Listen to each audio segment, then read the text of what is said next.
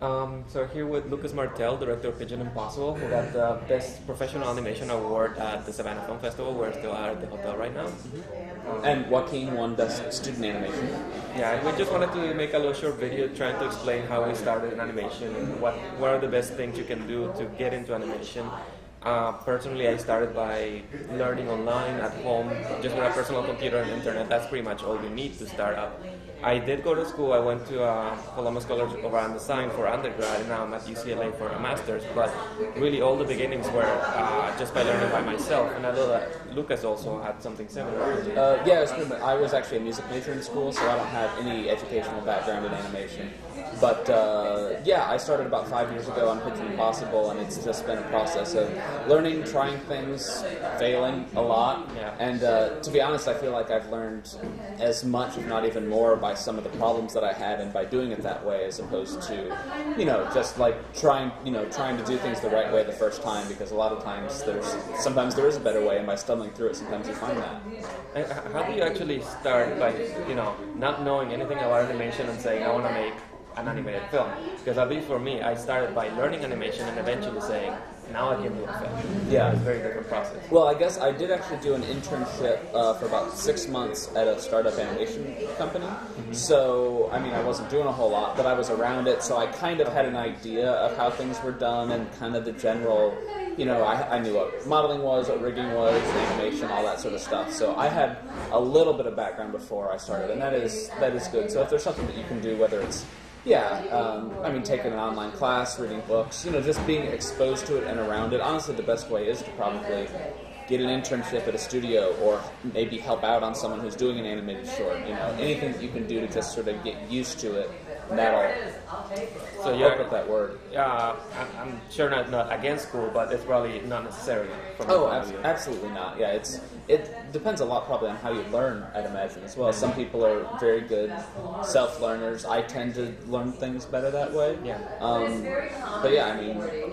for me, I think it wasn't necessary to go to school, but to learn as much as it was to have a free time to do something on my own. Mm-hmm. So I went to grad school because I knew I wanted to do a couple more short films, mm-hmm. and that really gave me a lot of time. I was able to do one film the first year, another one the second, mm-hmm. and that's good enough to start going to festivals, and it's a totally different world than trying to go to, get a job and having to fight to get your bills paid and all this other stuff. You're really not able to find that much free time to do it on your own. Yeah. Although one thing that I will say, one of the best things about doing this for the 5 years of production is that my living costs were way down because I didn't go anywhere. I went out and did some stuff, but because I was so busy working on this, most of the time I was home working on my computer. So it actually ended up saving a lot of money, even though it's costed so much to get the film finished and to, do all the festival applications and everything like that. So, and what would you recommend for learning to start? Like any websites, any books that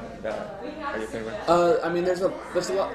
It kind of depends on where you're at. If you're completely new to it, there's nothing. You might want to pick up a learning Maya book or XSI or whatever package you prefer. Blender. There's a ton of people using Blender right now, and there's actually a lot of support for that because so many people are in that world, and they're in that same boat where they're all learning together. I also do some teaching at FX PhD, which is an online training site, and I've done a couple of XSI courses. So far it's been lighting, and it has been a more technical course, so there hasn't been any introductions, but if you use Softimage, that'd be a great place to check out. And I personally found out that not all of them, but some very specific Gnomon workshop DVDs are very useful.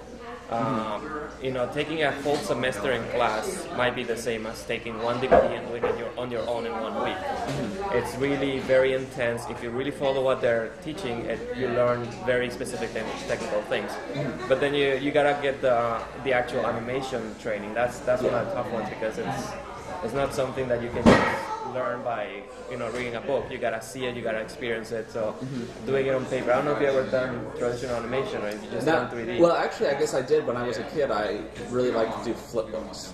So I did a fair number of those. And that actually helped out a lot, even though it's it wasn't character stuff. It was Yeah. more like, like airplanes flying around and that sort of stuff. But yeah, it still gave you a really good background in it. So Yeah, and nowadays, there's iPhone applications where you can do flipbook stuff. yeah, You learn some stuff out of it. But I think it's important to go online and check out the basics of animation, squash and stretch and overlapping action. Yeah. All these basic ideas that you can learn by observation, but if you know how to put a name to it, it's much easier to conceptualize it. yeah, and the two books that a lot of people use for animation: Illusion of Life by Frank Thomas and Ollie Johnston, Yeah. and also Animator Survival Kit by Richard Williams.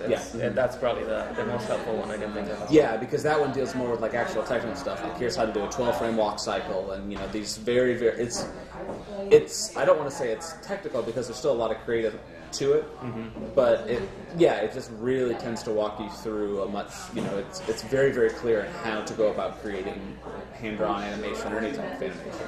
Definitely. So yeah. Cool. So I hope this helps everyone. I'm gonna put a couple links on the sidebar to all these different books and maybe some links to other websites that might help. And thank you very much. Yeah, thank you very much, Joaquin.